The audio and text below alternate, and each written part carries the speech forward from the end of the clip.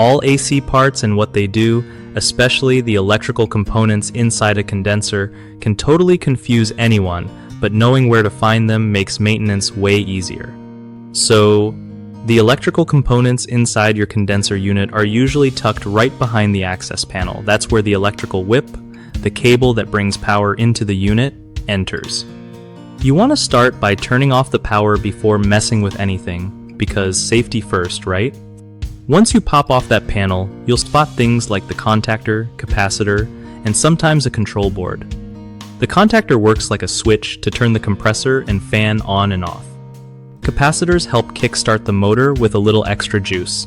If you ever hear clicking or humming noises, or your AC won't start, those parts might need checking. Keeping these electrical parts clean and dry can save you from a big headache later on.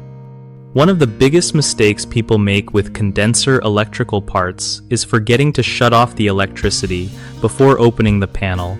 Seriously dangerous and can fry parts or hurt you. Another common issue is ignoring corrosion or dirt buildup on contacts and terminals, which messes with the flow of electricity and makes your AC less effective. The third mistake is skipping regular inspections or not knowing what each part does, so small problems get worse over time.